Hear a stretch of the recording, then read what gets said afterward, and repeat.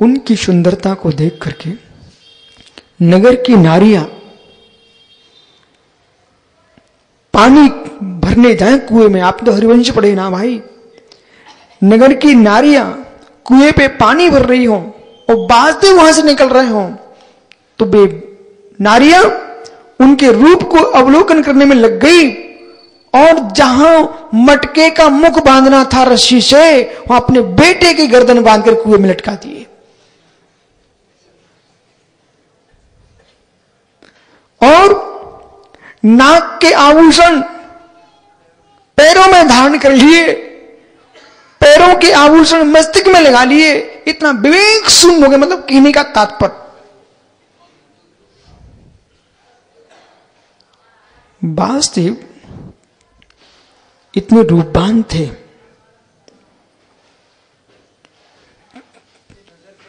भाई समुद्र विजय सम्राट थे। उसमें प्रजा पहुंचती है, राजन राजकुमार वासुदेव को देख करके नगर की नारियां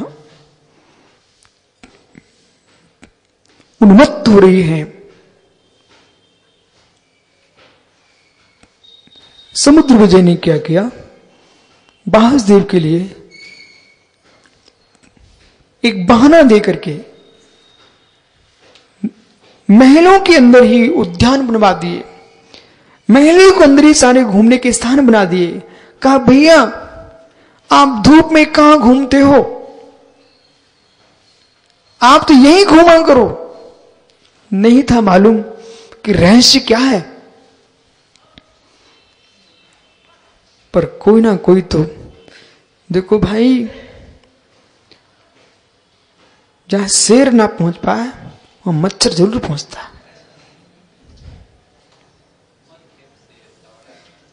वहां मच्छर जरूर पहुंचता है। प्राशुक बेटा शेर सामने आ जाए तो कम से कम तू सजग तो जाएगा, शेर है। और मच्छर तू चादरा भी उड़े होगा, पता नहीं कहां उसके काट जाएगा।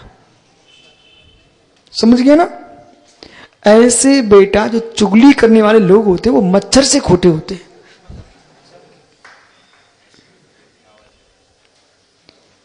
चुगली करने वाले लोग होते ना वो मच्छर से देख खोटे होते हैं, पता नहीं कब किसको काट जाए। देखो केकई को मंथरा ने काटा, ओहो ओहो, राम जैसे लाल को जंगल भेजना पड़ गया ना दशरथ जी को।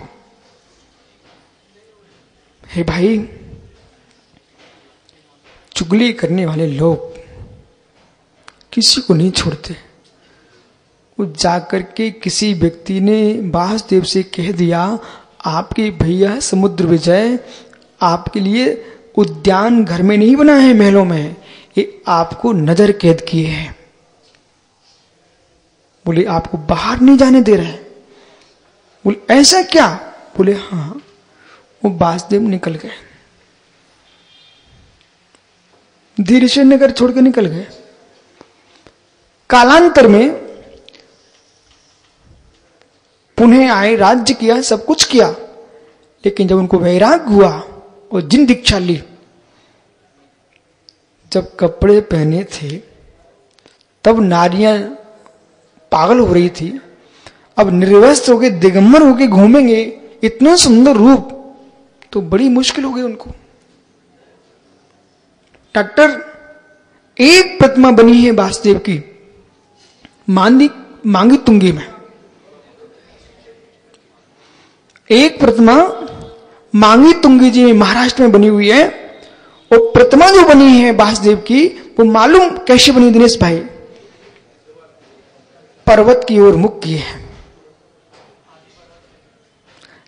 प्रतिमा का आंख इस तरीके से बनाई गई है कि जैसे पर्वत की ओर देख रहे हैं, पीठ की है सारे जगत से। बोले क्यों? अरे मुझे देख करके किसी के भाव बिगड़ते हैं, मैं जगत को चेहरा ही नहीं दिखाना चाहता हूं और जगत का चेहरा नहीं देखूंगा। कोई कहे कि वासुदेव अहंकार में है, कि वासुदेव डर गए लोगों से? नहीं, वासुदेव डरे नहीं है, अहंकार में नहीं है वो है क्या? वासुदेव कह रहे हैं, वासुदेव कह रहे हैं नहीं,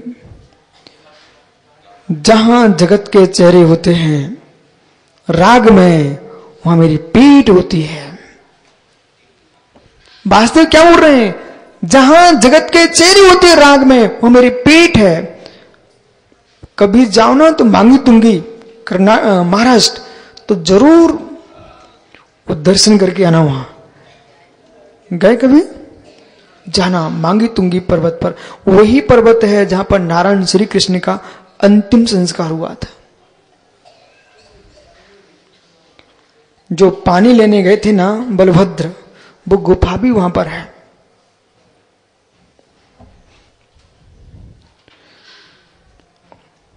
जैसे ज्ञानी वासुदेव ने दीवार पर सब पर्वत की ओर चेहरा कर लिया, ऐसे योगी जगत के संपूर्ण द्रव्यों से ही मुख मोड़ लेता है।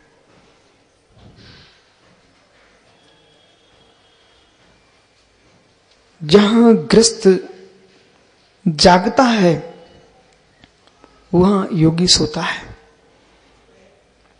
जहां योगी जागता है वहां ग्रस्त सोता है। समझ में आ रहा है क्या?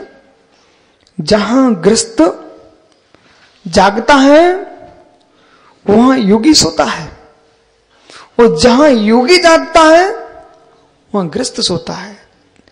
तात्पर्य समझिए, जिन जगत के विषय कषायों में, 5 पापों में, छल कपट में ग्रस्त जागता है, वहां योगी सोते हैं।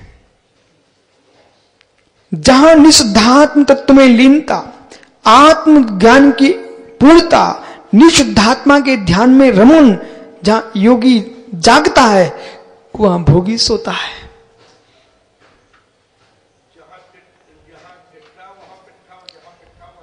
हाँ, यही मोक्ष मार्ग का चिट्ठा है। जीव जहां रागी की दृष्टि है वहां बैरागी की पीठ होती है। हे जीव, जहां रागी की दृष्टि होती है वहां बैरागी की पीठ होती है। जहां बैरागी की पीठ होती है वहां रागी की दृष्टि होती है। बराबर? इसलिए ज्ञान बंद नहीं कराता, ज्ञान से बंद नहीं होता, ज्ञान से बंद नहीं होता, राग से बंद होता है, मोह से बंद होता है, देश से बंद होता है। ज्ञानियों, ये जीव की विकारी धारा है, ये विभाव धारा है, ये अशुद्ध धारा है। ज्ञानियों, ये अशुद्ध धारा है। इसलिए यहां आचार्य जयसेन स्वामी अपनी टीका में उस विषय को समझा रहे हैं। बंगेला जी, मित्र स्पष्ट समझना, जब तक संस्कृत प्राकृतिक भाषा का बोध नहीं होगा, भगवान जिनेंद्र की देशना को पुष्कल रूप से समझ नहीं सकते हो।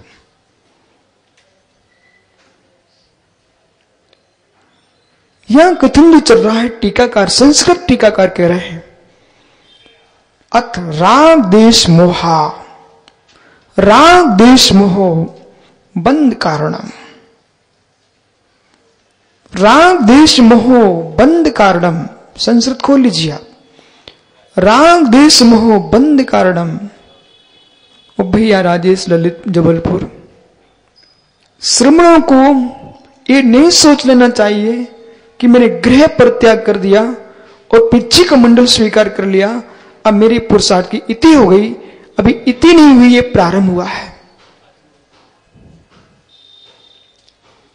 ये प्रारंभ हुआ है। आपको गहनतम आगम का ज्ञान करना पड़ेगा। चतुर्थ काल के चतुर्थ काल के मुनिगण भी अपने गुरु के पादों में बैठ करके आगम का अध्ययन किया करते थे। बोलिए, आपने पढ़ा होगा पुराण ग्रंथों में, सतयुग में चतुर्थ काल में भी जो साधु वृंद होते थे वे अपने गुरु के चरणों में बैठ करके अध्ययन किया करते थे।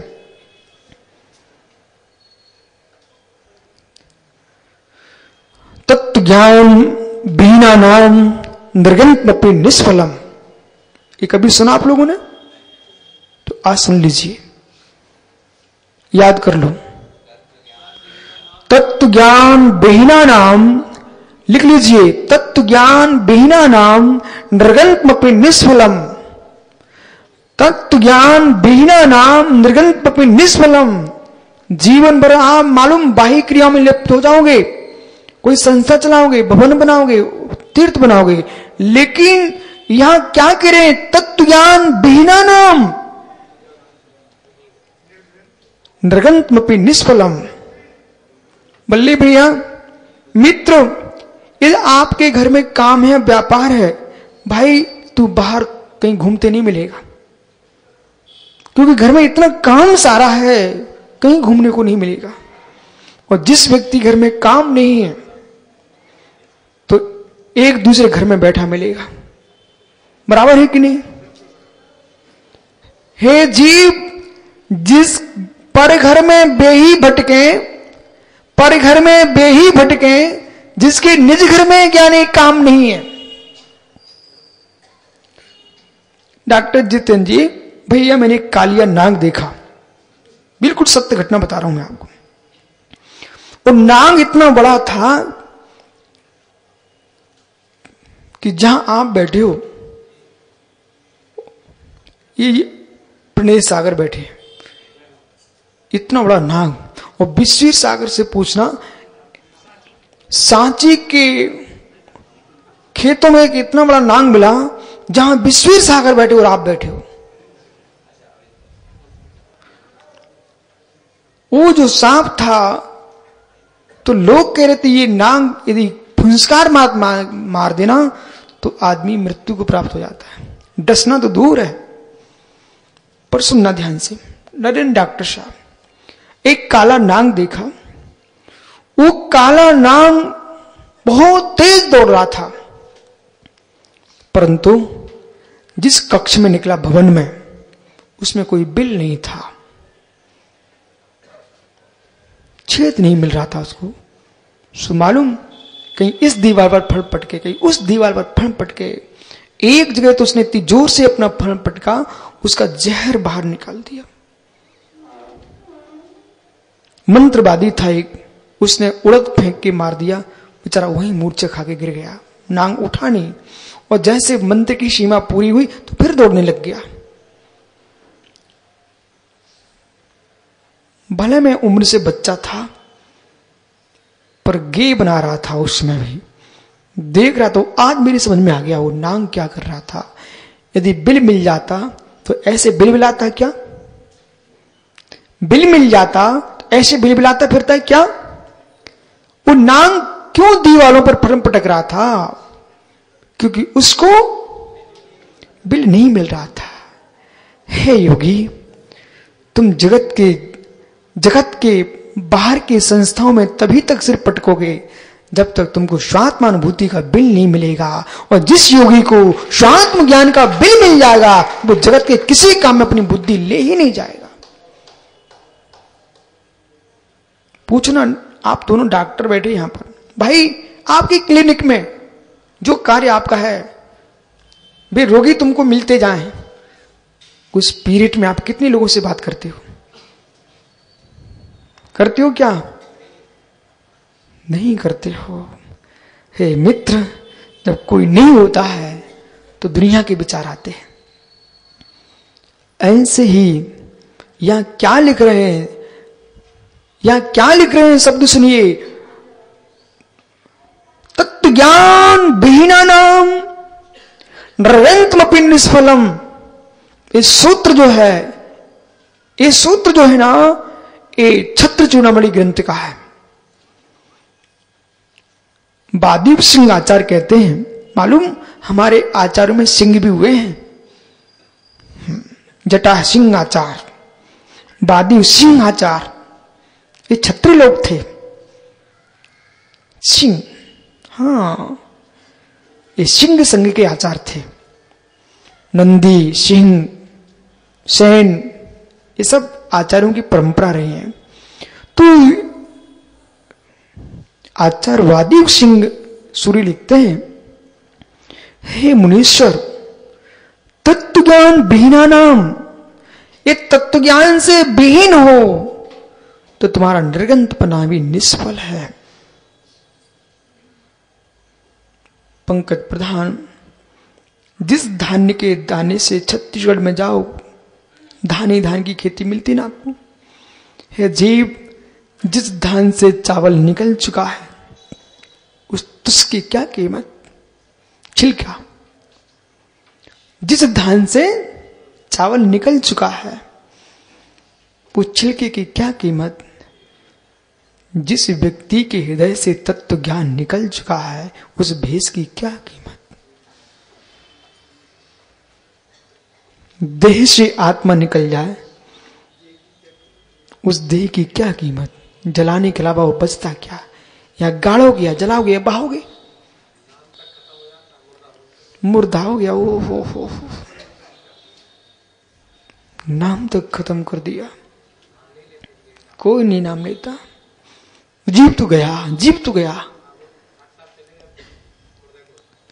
उठाओ। ओ, ये अपने साथ होगा कि नहीं ऐसा? अच्छा, ऐसा अपने साथ भी होगा। है जीव, ऐसा सुनिश्चित है ही तो क्यों इस मुर्दे में राग करें, हम उसी में अनुराग क्यों ना करें जो कभी मुर्दा ना होता हो। उसका नाम है आत्मा। पंडित साहब, आत्मा कभी मुर्दा नहीं होगी, आत्मा कभी मुर्दा नहीं होगी। मुर्दा जब भी होगा तो शरीर ही होगा। इसलिए न मे मृत्यु कुतो भीतिर, न मे व्याधि कुतो व्यथा, न हम बालो न वृद्धो हम, न युवतानी पुद्गले। पढ़ना चाहिए इष्टोपदेश जैसा महान ग्रंथ, कंठस्थ करना चाहिए, पल पल में याद आना चाहिए। मनोज भाई, वर्धमान जब दूसरे के शरीर को देखने के परिणाम आए तब देखना है अज्ञानी क्या देख रहा है। एक मुर्दे को तू दूसरे के मुर्दे को देख रहा है, उसमें अपने जीवन को बर्बाद कर रहा है। जिन जिन ने शादी कर ली वे सब मुर्दों को देख के की है। क्या हो गया? आत्मा दिख गई होती तो मुर्दे से लिप्त होते ही क्यों? रोहित बराबर है ना? रोहित बराबर है ना? है बराबर है, समझ जाना।